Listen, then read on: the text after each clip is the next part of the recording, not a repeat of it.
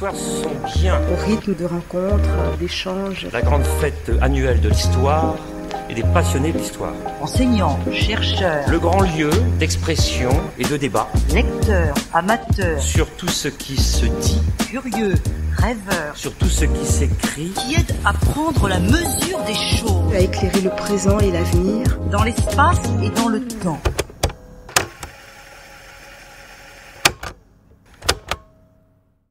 Ce titre, Histoire planétaire de l'humanité, histoire humaine de la planète, m'est venu à partir d'une formule de Karl Marx jeune, enfin des écrits de jeunesse de Karl Marx, du manuscrit qu'on appelle économico-philosophique, dans lesquels il disait « Les sciences de la nature embrasseront les sciences de l'homme et les sciences de l'homme embrasseront les sciences de la nature. » Et ce que je ferai d'une façon très sommaire, incomplète et même maladroite, c'est de dire un peu comment à la fois l'histoire de la nature peut embrasser l'histoire de l'humanité et comment l'histoire de l'humanité peut embrasser l'histoire de la nature, c'est-à-dire la planète. Histoire. Alors, à propos du mot histoire, un éminent philosophe avait dit il y a quelques décennies qu'on était arrivé à la fin des grands récits. Et il pensait sans doute que c'était fini des grands récits, je dirais, progressifs, où l'on montrait l'humanité monter toujours plus haut et aller vers un toujours plus grand épanouissement, aussi bien le récit marxiste que le récit, disons, progressiste en général. Dans un sens, ces récits étaient véritablement trop sommaires et trop linéaires. Mais en réalité, à cette même époque, c'est-à-dire à partir de 1960, on voyait apparaître le plus grand de tous les récits qu'on n'aurait jamais pu imaginer. Un récit, c'est-à-dire l'irruption de l'histoire dans le cosmos. On avait déjà dans les années 30 la découverte de Hubble, c'est-à-dire de la dispersion des galaxies. Il nous avait montré que l'univers n'était pas quelque chose d'immobile, uniquement régulé par lui-même, que l'univers était en état d'évolution. Mais c'est après 1960, quand on a cru observer ce qui pouvait être considéré comme les restes fossiles d'un rayonnement initial, c'est-à-dire allant à l'hypothèse d'une sorte de déflagration thermique à l'origine, qu'on a appelé le Big Bang, qu'on se rend compte que depuis peut-être 13, 14 ou 15 milliards d'années, commence une histoire fantastique et incroyable, puisque nous dit-on, dès le début de la formation de la matière, celle-ci commence, enfin, s'entreprendre à faire le génocide quasi total de l'antimatière. Ça a mal commencé et ça continue parfois assez mal. Voici donc cette histoire qui saisit le cosmos et qui nous dit même que il y a eu un soleil antérieur au nôtre qui s'est désintégré et notre soleil, un soleil tout neuf, est sorti il y a un peu plus de 4 milliards d'années et avec ces satellites, on y viendra. Mais déjà, l'histoire était apparue dès le 19e siècle avec les théories évolutionnistes de Lamarck, puis Darwin. Et Darwin avait très bien vu que ce n'était pas une histoire linéaire, c'est-à-dire il n'y avait pas une première cellule dont le but était de créer des vertébrés, puis des mammifères et puis des humains, que c'était une histoire buissonnante allant dans tous les sens du monde végétal et du monde animal. Donc, cette histoire de la vie se fait sur une Terre qui elle-même est produite par une histoire physico-matérielle, et il y a une histoire de la Terre qui se dessine à nos yeux toujours après 1960, comme si ces années 60 étaient des années charnières pour quelques découvertes fondamentales, c'est-à-dire le caractère singulier de notre univers, l'unification des sciences de la Terre, et puis les premières découvertes fondamentales en 1959 d'ancêtres hominiens dans la taille de l'Olduvai par Licker, 1959, en Afrique. Donc, nous voyons l'histoire de la Terre qui permet de coordonner les unes aux autres les différentes disciplines, météorologie, géologie, volcanologie, sismologie, etc., avec une vision devenant systémique de la Terre, évidemment, grâce à la découverte de la tectonique des plaques, de ces plaques sous terre et sous mer, qui sont en mouvement, continuent à être en mouvement. Et qu'est-ce que la Terre, finalement? C'est une sorte d'entité complexe qui, à partir d'un, semble-t-il, d'un agrégat de détritus cosmiques qui sont issus de l'explosion de ce soleil antérieur au nôtre, ces détritus cosmiques s'agrègent, n'est-ce pas? C'est-à-dire que, donnant, disons, un sens à la parole d'Héraclite, 6 siècles avant notre ère, qui disait « Rien n'est plus beau qu'un tas d'ordures disposées au hasard ».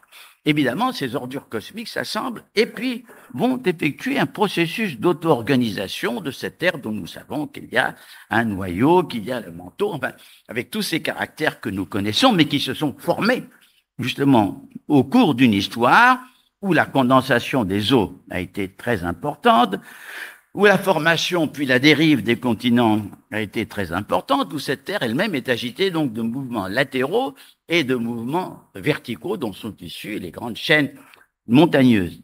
Et ce qu'il y a aussi dans cette histoire de la Terre, c'est le caractère étonnamment précoce de l'apparition de la vie.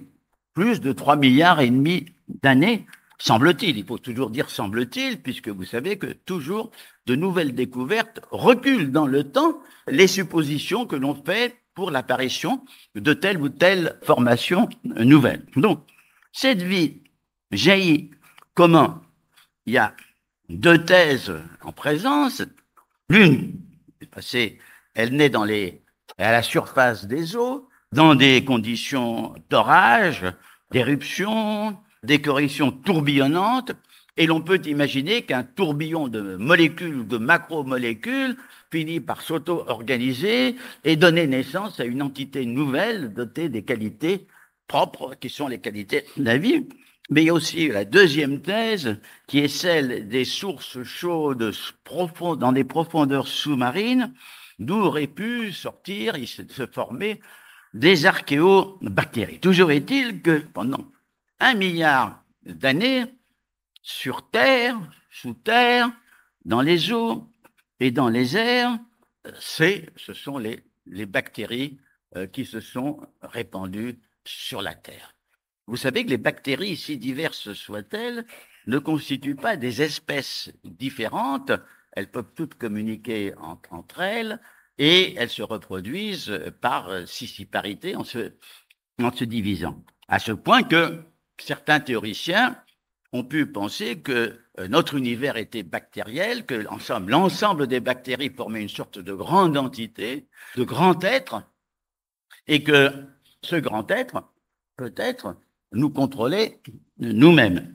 De toute façon, il semble avéré que nous sommes issus de ces bactéries, c'est-à-dire du moins d'une symbiose entre 2 types de bactéries, lesquelles ont produit les cellules qu'on appelle eucaryotes, comportant un noyau, et puis qui vont comporter aussi les mitochondries, qui semblent être les restes, les résidus de cette cellule symbiotique, et que nous avons tous en nous ces cellules qui sont les cellules originaires de la vie. Nous portons en nous l'origine de la vie, bien entendu, ces cellules se sont spécialisées, se sont énormément différenciées au cours de l'histoire, mais elles ont la même racine, le même tronc. Nous sommes donc des enfants de la Terre, nous sommes des enfants des formes les plus archaïques de la vie, et c'est une histoire bio-géophysique de la planète qui commence.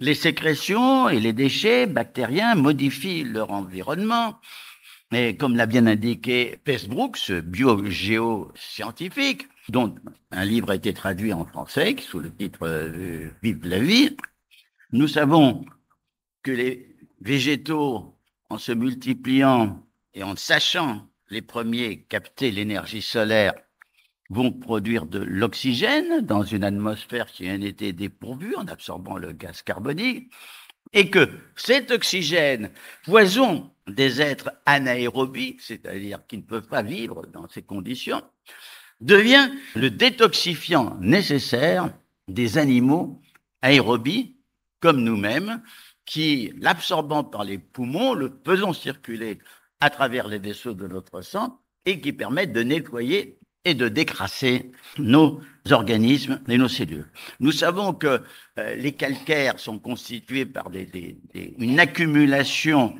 de sédiments multiples de coquillages et autres, et nous savons que les réserves de charbon sont les produits des fossiles de la grande époque carbonifère. Bref, l'histoire de la Terre n'est pas seulement une histoire physique, c'est une histoire biophysique et qui le sera évidemment de plus en plus. J'ai parlé de ce caractère buissonnant et diversifiant de la vie, et c'est lui qui permet la formation des écosystèmes. Qu'est-ce que c'est qu'un écosystème? Un écosystème est constitué par les interactions entre différentes espèces, d'abord entre microbes, bactéries, puis espèces végétales et espèces animales, interactions qui s'autorégulent dans des conditions géoclimatico-physiques données. Ce qu'on appelle le biotope, c'est justement le socle physico-chimique, et ce qu'on appelle la biocénose, c'est l'ensemble des interactions. Or, ce qu'il y a d'extraordinaire et de remarquable, c'est que ces interactions entre les différents êtres vivants au sein d'un milieu donné produisent une organisation spontanée qui trouve elle-même sa propre régulation, bien qu'elle ne dispose ni de tête, ni de cerveau, ni de centre de commande. Bien entendu, les régulations sont cruelles, elles se font par la mort.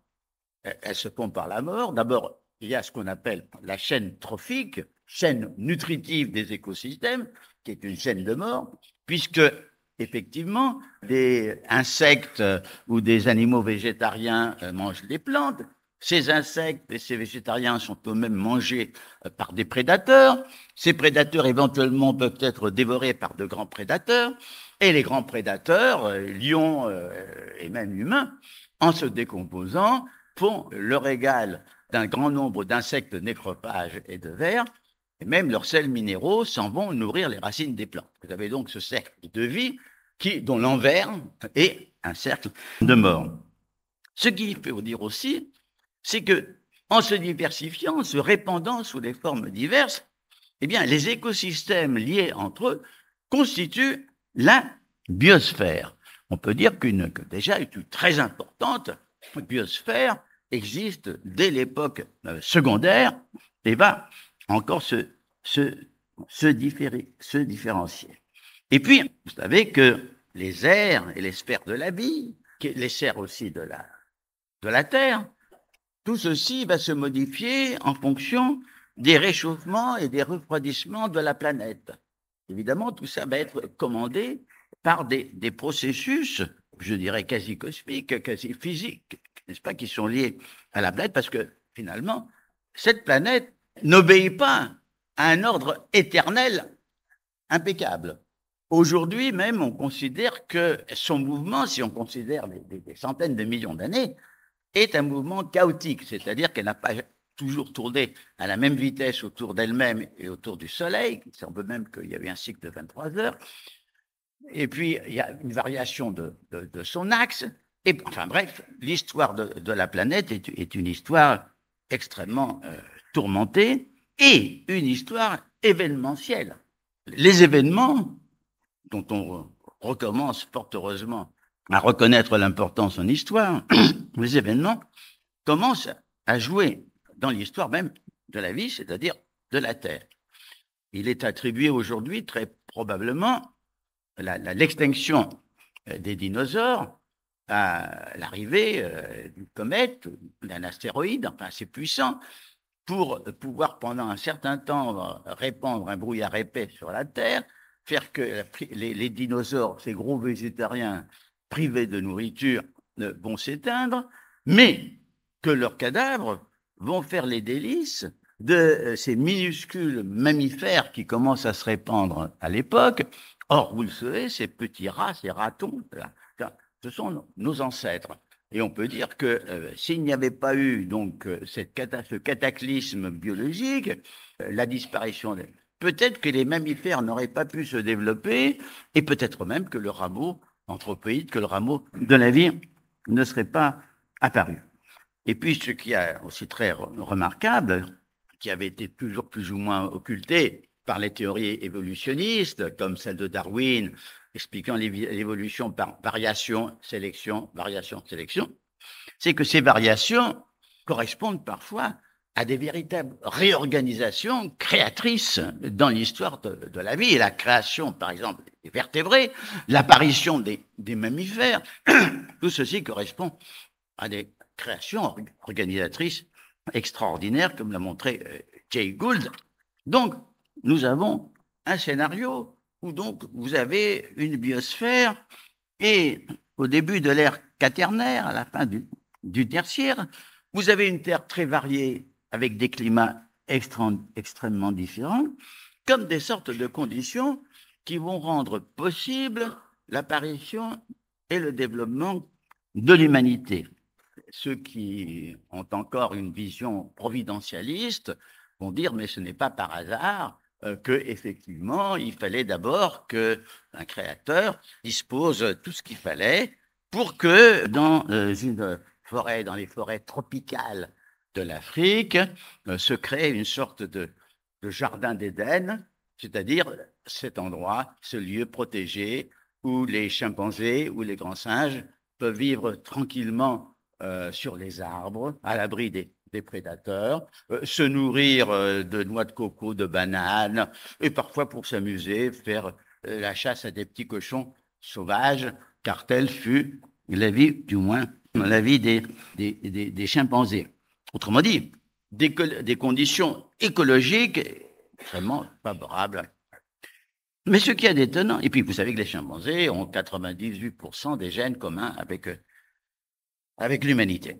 Bon, il y a eu les chimpanzés, il y a eu les orang-outans, il y a eu les gorilles qui sont nos plus proches cousins. Mais ce qui est quand même très intéressant, c'est que peut-être à notre connaissance, à partir de 6 millions d'années avant notre époque, il va y avoir une floraison de variations, de variétés d'espèces ayant un caractère bipède. Il y a une sorte d'affirmation de quelques espèces bipèdes parmi d'autres espèces qui sont plutôt quadrumanes, bien que bipèdes occasionnellement, puisque vous savez que les chimpanzés peuvent marcher sur leurs pieds, enfin sur leurs mains de derrière, sur leurs pattes de derrière. Bon. Alors, comment et pourquoi justement ce surgissement du bipédisme?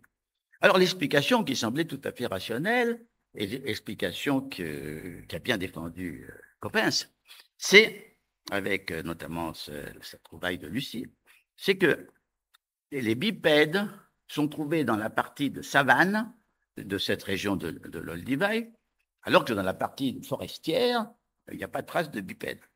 D'où l'idée est celle-ci. On sait aussi qu'il y a eu une régression de la forêt tropicale à l'occasion d'un changement climatique, un progrès de la savane, plusieurs millions d'années, et que donc on peut imaginer qu'un certain nombre de ces primates, de ces anthropoïdes, contraints, disons, de vivre dans un milieu tout à fait nouveau, qui n'offre plus la sécurité de la forêt, qui n'offre plus les facilités de prendre des bananes ou des ananas, etc.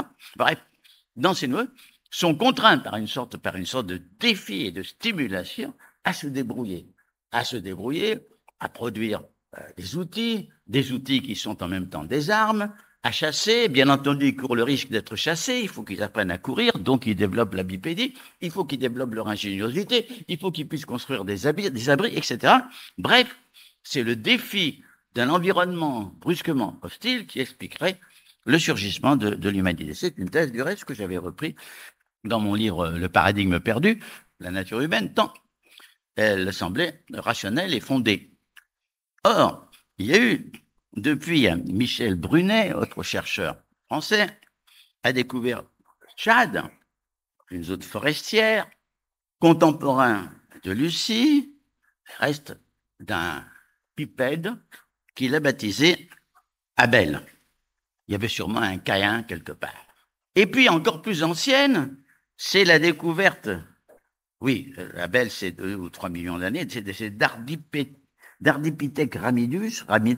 radipithecus, qui semble lui être ancien et qui est bipède et qui est aussi en milieu forestier.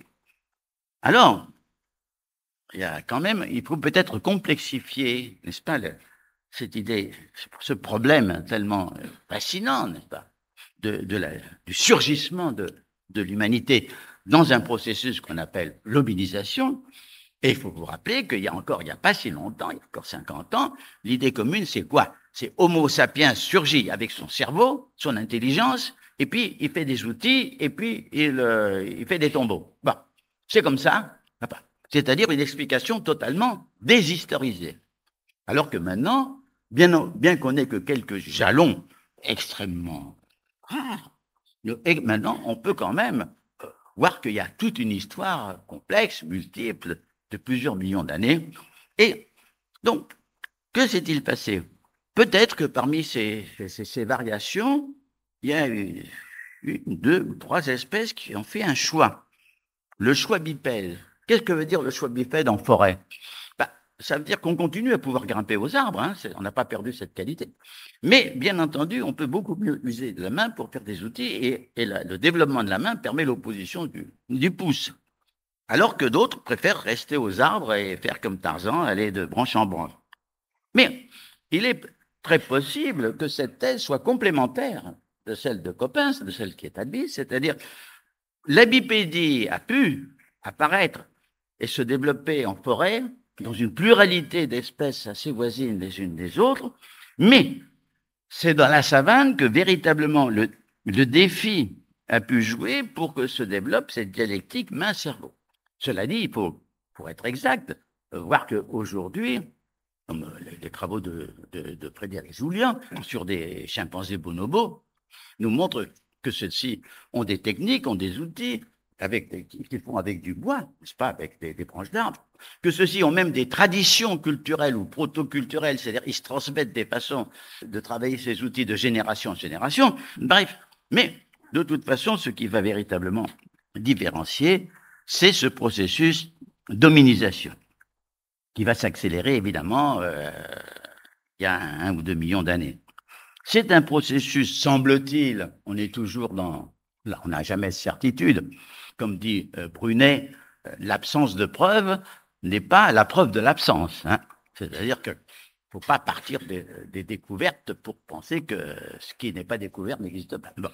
Et nous avons effectivement ce processus d'abord africain devient eurasiatique avec Homo erectus qui apparaît peut-être il y a 1 million d'années et qui se manifeste par la domestication du feu, événement extrêmement important, peut-être par l'élaboration d'un proto-langage. C'est pas parce qu'il y a une thèse qui dit que notre langage à double articulation, est un phénomène spécifique d'Homo sapiens. Et il y a une autre thèse à laquelle je me suis relié, à laquelle Geertz, n'est-ce pas, notamment Lucie se rallie, c'est la thèse, c'est qu'il faut que ce langage, avec tout ce qui est déjà constitué la culture, parce qu'il faut qu'il soit appris, n'est-ce pas, et transmis de génération en génération, précède Homo sapiens.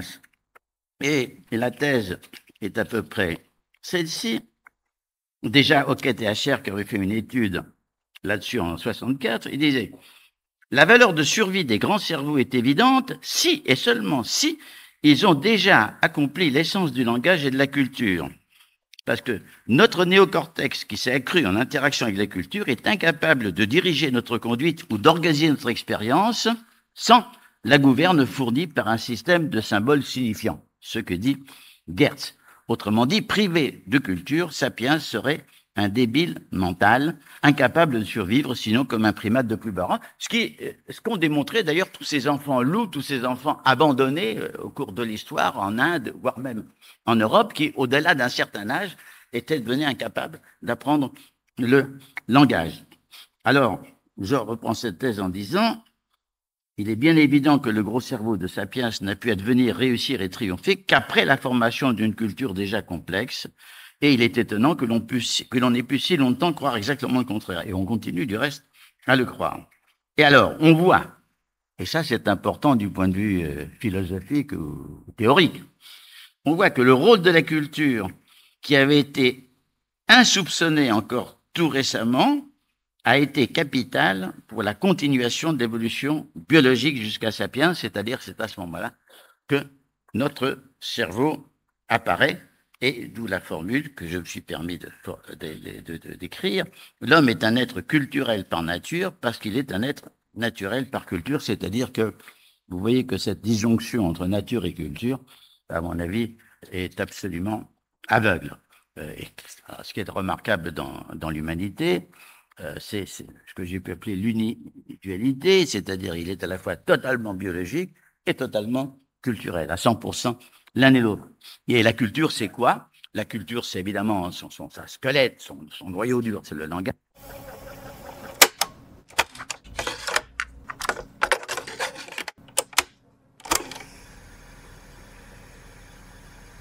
Entre le cerveau, les interactions entre le cerveau humain, la culture, c'est-à-dire le langage, font émerger ce qu'on peut appeler, ce que les Anglais appellent mind, l'esprit. L'esprit, c'est-à-dire, l'esprit peut être considéré comme une émergence. Et le mot d'émergence est un mot très fort, puisque vous savez que dès que vous avez une organisation complexe, apparaissent des qualités nouvelles qui n'existent pas dans les parties constitutives. Autrement dit, des qualités qui étaient peut-être virtuelles dans le cerveau humain vont apparaître dans l'esprit, dans ce rapport culture-cerveau, et ces qualités, quoi? C'est l'aptitude à la connaissance humaine, c'est la conscience humaine, c'est la réflexion humaine, c'est tout ce qui caractérise l'humanité de l'humanité. Alors ici, c'est important de faire une petite parenthèse, ou plutôt qui correspond à un oubli de ma part au cours de mon exposé, c'est que le problème de l'autonomie par exemple animale, comme de l'autonomie humaine, il est inconcevable sans une relation indissociable avec l'environnement, qui est en même temps une relation de dépendance. Autrement dit, il faut unir deux notions qui se repoussent l'une l'autre, autonomie et dépendance. Et pourquoi elles sont unies? C'est parce qu'un être vivant, un animal, sans arrêt, même lorsqu'il dort, son organisme travaille, ses cellules sont actives, son cœur bat, ses poumons respirent. C'est-à-dire que, évidemment, il gaspille de l'énergie. Et c'est-à-dire qu'à ce moment-là, il a besoin de retrouver de l'énergie en s'alimentant et, effectivement, il dépend de l'environnement pour être autonome. Et ce problème de l'autonomie-dépendance va effectivement se trouver de plus en plus aggravé avec le développement des sociétés humaines. Alors, les premières sociétés humaines d'Homo sapiens et de Néandertal, là aussi il y a un épisode peut-être assez important, parce que les Néandertaliens ont un cerveau encore plus développé ou volumineux que le nôtre. Ah, ils n'ont pas notre tête, évidemment, ils ont un front fuyant, mais enfin, il s'est pas mal développé du côté de l'occiput. Mais ils peuplaient l'Europe encore il y a 60 000 ans, et ils ont disparu en 20 000 ans. Alors, pourquoi cette disparition? Alors, massacre, génocide, n'est-ce pas, commis par notre espèce criminelle, ou bien virus, bactéries pour lesquels on était immune et auxquels on... Là aussi, c'est un problème intéressant, puisque le même problème se retrouve pour les Mayas du sud, enfin du Yucatan et du Guatemala. C'est-à-dire, les Mayas ont brusquement disparu. Ont-ils été exterminés, liquidés? Ou ont-ils été victimes d'une maladie à laquelle ils n'ont pu y résister? De toute façon, le problème des virus, le problème des bactéries, le problème donc de l'environnement va jouer un très grand rôle dans toute l'histoire humaine, et on a l'impression que ça va recommencer de façon artificielle maintenant. Alors, Nous avons donc ce triomphe d'Homo sapiens qui va effectuer la première planétarisation. Car il y a deux ères planétaires. La première qui est celle de la diaspora de l'humanité et la deuxième qui est celle de la recommunication entre les morceaux séparés de l'humanité. Alors, la première diaspora est celle de sociétés qui devaient être plus ou moins semblables à la société archaïque de chasseurs-ramasseurs, tels qu'il en existait encore des résidus au siècle dernier, c'est-à-dire des sociétés peu nombreuses, de sociétés dépourvues d'État, des sociétés sans agriculture, des sociétés en quelque sorte de chasseurs-ramasseurs qui pouvaient vivre dans un environnement donné sans le dégrader et qui, si à un moment donné, pour une raison climatique ou autre, les ressources manquaient, pouvaient aisément nomadiser et aller dans une autre région de la Terre. Alors, cette humanité de sociétés archaïques, qui sont toutes semblables fondamentalement, mais toutes différentes, a justement, à travers l'adaptation à des climats et à des conditions de végétation et de faune et de flore extrêmement différentes. Non seulement elles s'adaptent à l'environnement, comme on dit, mais en même temps, elles adaptent à elles cet environnement. C'est-à-dire, effectivement, les Esquimaux, ils vont se vêtir de fourrure, ils vont faire des igloos dans de la glace, ils vont faire des harpons pour chasser le phoque. Enfin, bref, vous avez une différenciation extrême des mœurs, des costumes, des techniques, et en même temps, les langues vont être inintelligibles les unes aux autres, c'est-à-dire que l'humanité a ce caractère inouï, c'est que tous les humains sont jumeaux par le langage, on a le même langage à double articulation, mais tous les humains sont étrangers les uns les autres par les langues. Alors, nous avons cette humanité qui se répand sur la Terre, d'Afrique, elle va sur l'Eurasie. On peut penser que diverses émigrations mongoles et autres vont passer par le détroit de Bering et aller coloniser les Amériques. On peut même penser que ce sont des navigateurs océaniens qui, peut-être déportés ou bien par désir d'aventure, vont être jetés en Amérique du Sud, et ce sont les Fuégiens. On sait même que les Vikings ont fait quelques colonies en Amérique du Nord. Bref, l'humanité se répand sur la planète sans fondamentalement modifier l'environnement.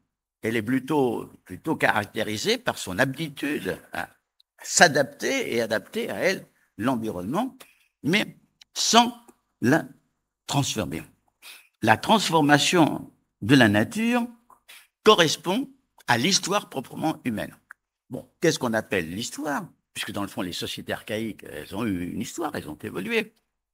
Mais ce qu'on appelle l'histoire, c'est quelque chose qui commence il y a peut-être 6000 ou 8000 ans, quelque chose qui se manifeste par l'apparition à la fois de l'agriculture, de la sédentarisation des villages, par la formation d'États peut-être dominateurs qui déjà se forment à partir du tribut qu'on impose au village.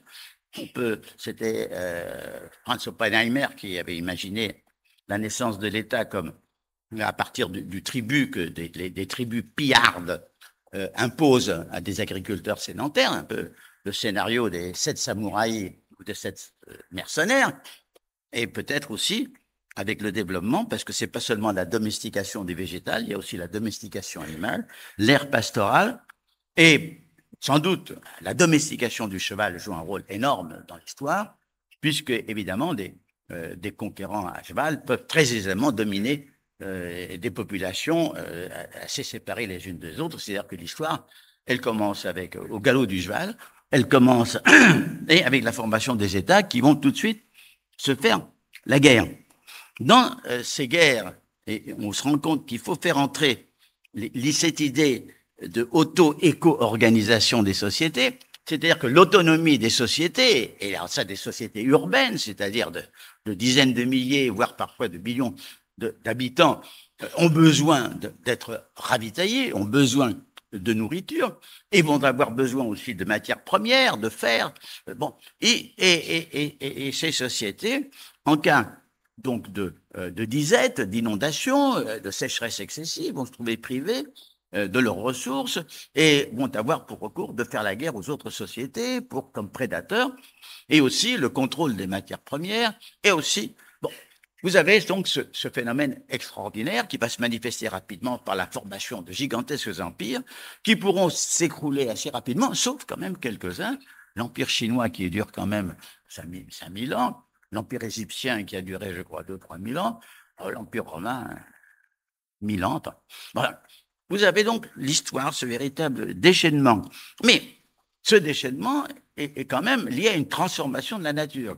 C'est évidemment désormais l'agriculture, la domestication des plantes, la sélection des plantes, l'élevage, tout ceci va effectivement commencer à transformer le visage de la planète. Et puis les États, les grands empires vont créer des routes, ils vont créer des systèmes hydrauliques, ils vont développer l'usage des moulins à eau. Bon, et les grands travaux hydrauliques, vous savez que la théorie du despotisme oriental, formulée par Hegel et reprise par Wittfogel, est fondée sur l'idée de cette sorte de grands travaux hydrauliques que font ces empires, travaux d'irrigation, travaux de barrages. Bref, vous avez en quelque sorte ce problème. Et ces sociétés tellement puissantes sont elles-mêmes extrêmement fragiles par ce que les bactéries, les virus, le choléra, tout ceci, lui-même qui peuvent être liés à des inondations, les maladies qui peuvent être liées à la disette, tout ceci, et puis les communications entre sociétés, les navigations font venir les rats dans les soutes, eux-mêmes porteurs de peste ou de choléra. Donc, vous avez donc déjà cet aspect extraordinaire où on sent les relations très instables entre chaque société humaine, historique, et son environnement. Alors, un nouveau processus, la deuxième planétarisation, elle ne se fait pas toute seule, elle commence lentement dans le monde eurasiatique. Pourquoi? Il y a communication. On peut dire que ce sont les préliminaires. Ce sont les préliminaires, pourquoi? Non seulement parce que, par exemple, la cerise part de la Caspienne et va jusqu'au Japon et jusqu'en Europe, que l'abricot, il part de la Chine, passe en Perse, arrive en Occident, que la poule caquette des Indes et puis s'envole vers l'Europe. Bon, vous avez et du reste, toutes ces communications sont rendues aisées. D'ailleurs, c'est une thèse, je crois, qui a été développée déjà, qui a été bien reconnue. C'est-à-dire que, évidemment, il y a des latitudes plus ou moins semblables entre l'Europe et l'Asie, alors que de telles communications étaient rendues difficiles entre l'Amérique du Nord et l'Amérique du Sud, où les climats sont très différents. Et on a vu que donc il n'y a pas eu de telle communication, soit technique, soit agricole. Alors, ce qui est important aussi, c'est qu'il y a une grande civilisation d'où naît l'usage de la poudre qui sert à faire des feux d'artifice, mais éventuellement à tirer au canon et au fusil, qui a créé la boussole, qui a créé le papier, qui a créé l'imprimerie, et toutes ces techniques, elles vont vers l'Occident. Les navigateurs chinois, phéniciens, grecs, arabes, vikings explorent des portions de l'espace planétaire sans savoir encore que nous sommes dans une planète.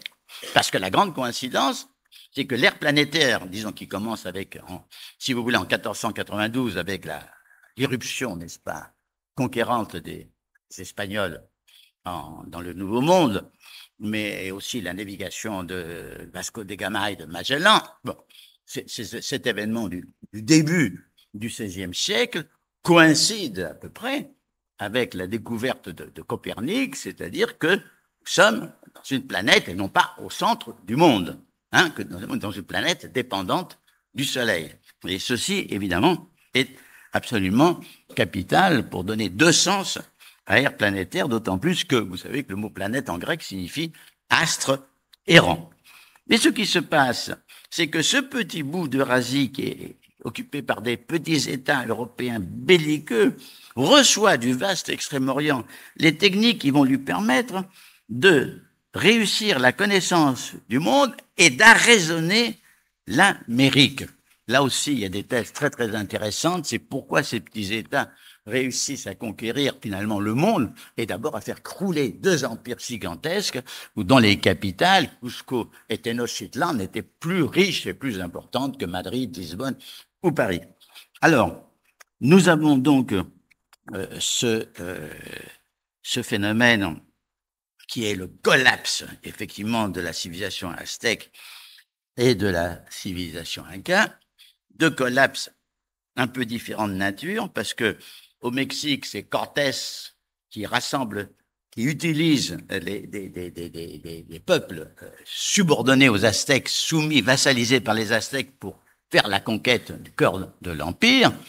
Hein, c'est-à-dire que certains ont pu dire que le Mexique a été conquis par les Mexicains eux-mêmes, alors que Pérou, c'est Pizarro qui, dans un guet-apens, n'est-ce pas, prend le grand Inca et sa cour et décapite d'un seul coup le gigantesque empire qui, rappelons-le, n'est-ce pas, qui s'étendait sur tout le long de la cordillère, pas jusqu'au milieu du Chili, et qui ne connaissait ni la roue ni le cheval.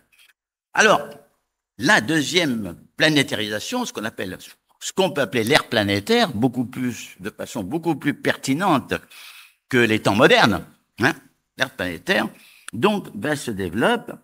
Et bon, nous savons qu'au cours de cette époque, il y a l'unification microbienne, c'est le roi Ladurie qui a bien mis en relief qu'avec la conquête de l'Amérique, les microbes qui étaient dans leur sphère américaine vont se ruer sur l'Europe, notamment la syphilis qui, d'étape par étape, va arriver jusqu'à Shanghai.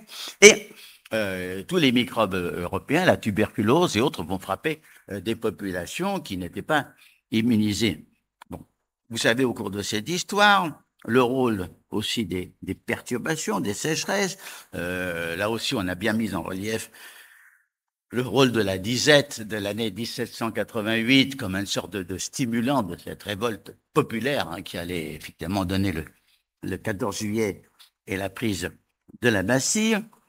Vous avez eu, bon, le rôle du climat est bien connu pour la tragédie de la Grande Armée quand Napoléon est arrivé à Moscou, mais il y a un aléa climatique vraiment intéressant en 1941, parce qu'en 1941, vous avez l'armée allemande qui est entrée comme dans du beurre en Union soviétique, qui est arrivée aux portes de Leningrad, est arrivée aux portes de Moscou, dernière station de tramway, et elle a été surprise par un hiver extrêmement précoce, extrêmement rigoureux, qui l'a complètement immobilisée. Il faut dire aussi que Hitler avait retardé d'1 mois l'offensive allemande, parce qu'il y avait un putsch à Belgrade, et qui avait refusé le passage des troupes allemandes pour aller, où Hitler devait porter secours à Mussolini en Grèce. Enfin, de toute façon, l'offensive allemande retardée d'1 mois, hiver précoce, tout ceci a immobilisé les troupes allemandes, ce qui a permis, 3 ou 4 mois plus tard, la contre-offensive menée par le général Zhukov, qui était la première défaite, finalement, de l'Allemagne nazie, enfin, qui a fait basculer l'histoire du monde en même temps que le Pearl Harbor. Bon. Alors, autrement dit, et ça je pense que le roi Ladurie l'a bien montré, on ne peut pas dissocier l'histoire humaine de l'histoire des conditions écologiques et notamment climatiques. Alors, allons rapidement parce que je me suis un peu attardé dans la préhistoire, excusez-moi, alors que nous arrivons à notre époque. Bon, la domination de la planète par l'Occident, la traite des Noirs, la colonisation, tout ceci, effectivement, est lié avec cet essor, n'est-ce pas, de l'économie occidentale et la domestication de la nature par l'agriculture. Et plus on crée d'un monde urbain, un monde qui, dans le fond, qui s'éloigne, plus à ce moment-là va se manifester une esthétisation de la nature. Je pense au livre d'Alain Corbin, L'homme dans le paysage, c'est-à-dire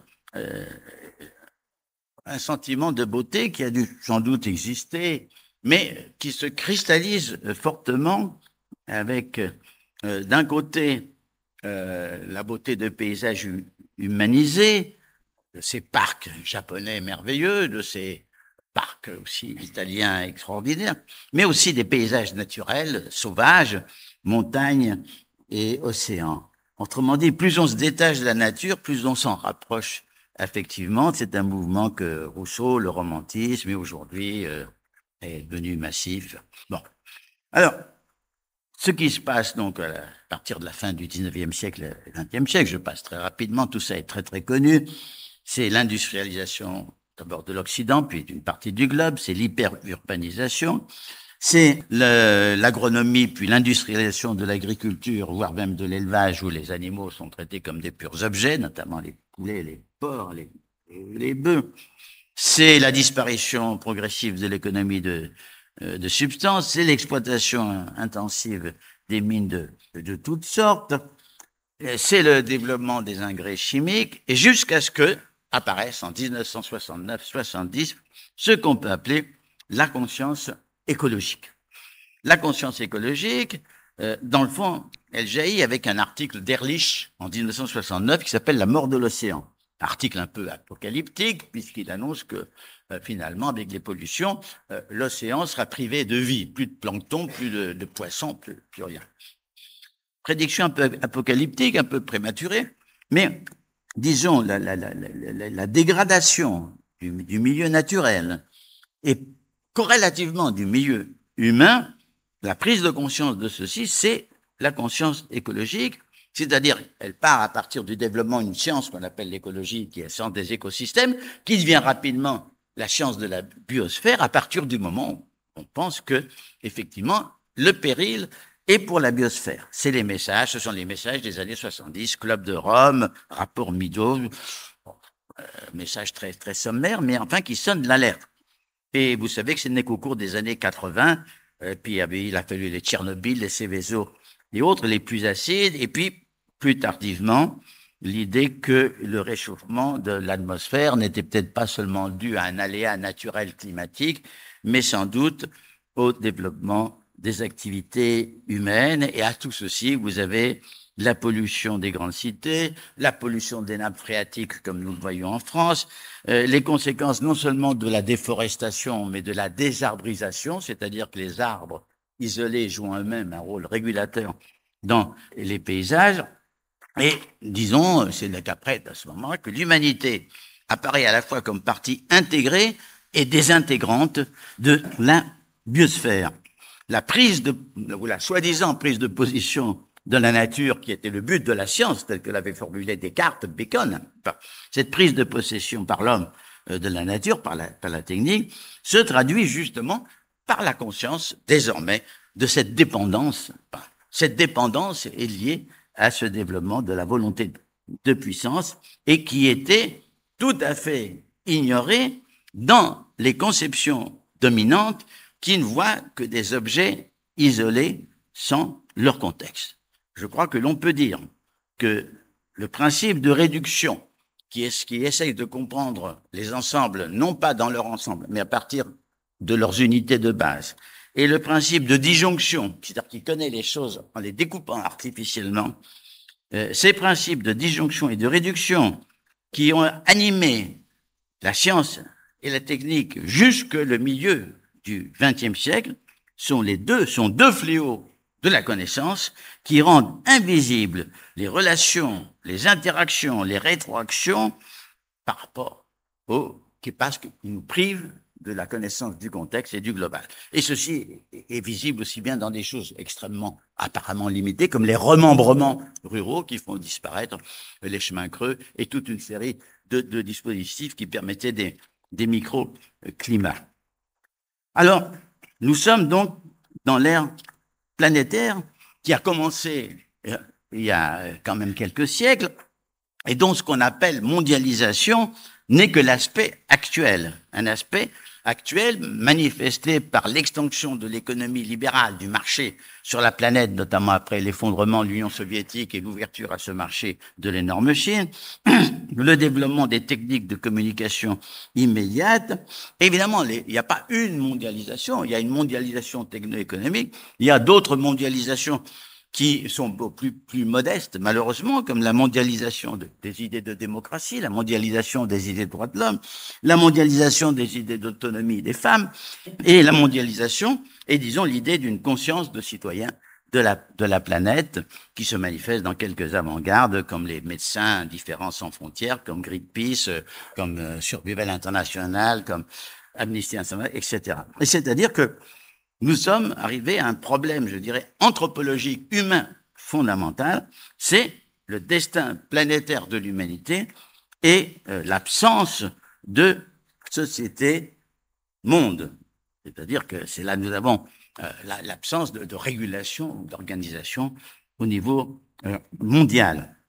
Et effectivement, vous avez, parmi toutes les mondialisations, le dernier événement, c'est quand même le terrorisme mondialisé, ou la terreur, une internationale de terreur mondialisée, qui elle-même accroît et rend quasi présente une menace de mort sur l'humanité qui était déjà présente, mais non dans les consciences. Parce que la multiplication et la dissémination des armes nucléaires, c'est un phénomène qui a continué après l'effondrement de l'Union soviétique. La continuation de la préparation d'armes chimiques, d'armes a continué et continue, et tous les pays en constituent des arsenals.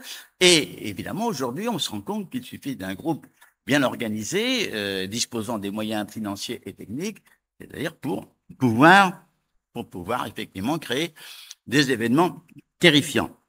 Et effectivement, nous nous rendons compte qu'il n'y a pas de société des nations, il n'y a pas de société. Or, c'est à ce moment-là qu'on rend compte que l'ONU devrait exister un peu plus, qu'il devrait y avoir des instances de régulation écologique, qu'il devrait y avoir, etc.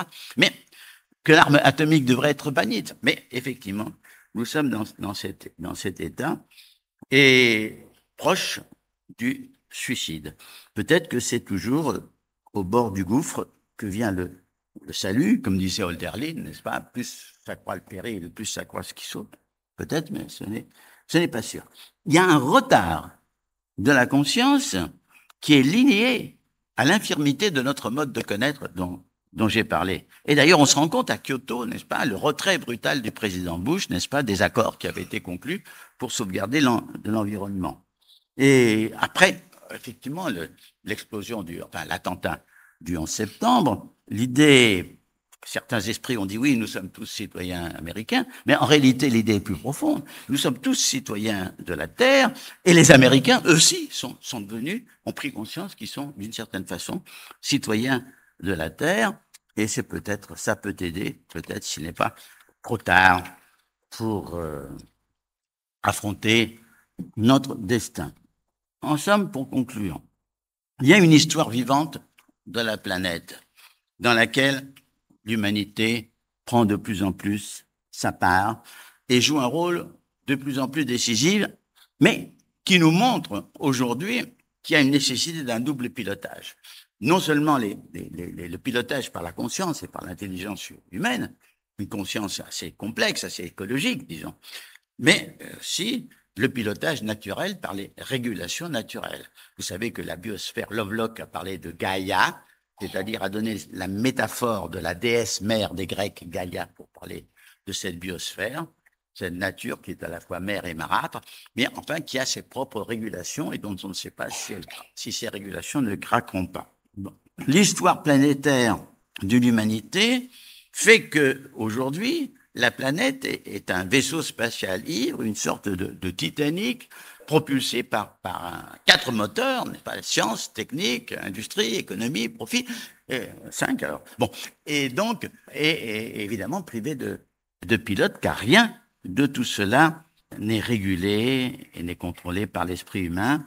Vous savez que c'est toujours la conscience, malheureusement, elle vient en retard. C'est Hegel qui disait que l'oiseau de Minerve, c'est-à-dire la raison, la sagesse, prend son vol au crépuscule, au moment où il est presque trop tard.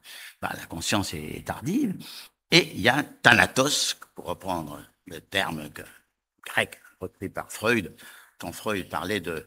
Et Freud, dans un livre très beau qui s'appelle Malaise dans la civilisation, qui est écrit en 1932, avant même Hitler, avant même la Deuxième Guerre mondiale, sans des périls terribles, et il dit qu'il est temps que Eros, n'est-ce pas, reprenne du poil de la bête, et après il n'a pas dit ça exactement comme ça, mais, pour affronter son non moins immortel ennemi, hein, qui est Thanatos. Nous sommes désormais à l'ombre de la mort potentielle de l'humanité, ou plutôt cette mort, la mort qui était très lointaine, qui était peut-être en 2 milliards d'années, enfin bon, cette mort s'est rapprochée considérablement, et nous avons ce phénomène extraordinaire, déjà marqué avec nazisme, stalinisme, c'est-à-dire l'union de deux barbaries, une barbarie de violence, une barbarie d'intolérance, une barbarie prête à tous les excès meurtriers, mais liée à la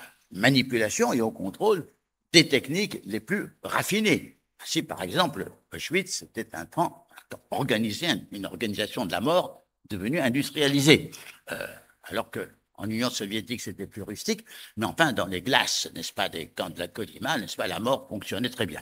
Alors, vous avez aujourd'hui l'alliance des deux barbaries, et je pense que là aussi, nous retrouvons une nouvelle alliance de deux barbaries aujourd'hui, et ceci doit nous faire réfléchir, penser, peut-être agir, parce que sinon, la Terre continuera ses révolutions, tandis que se multiplieront les fourmis.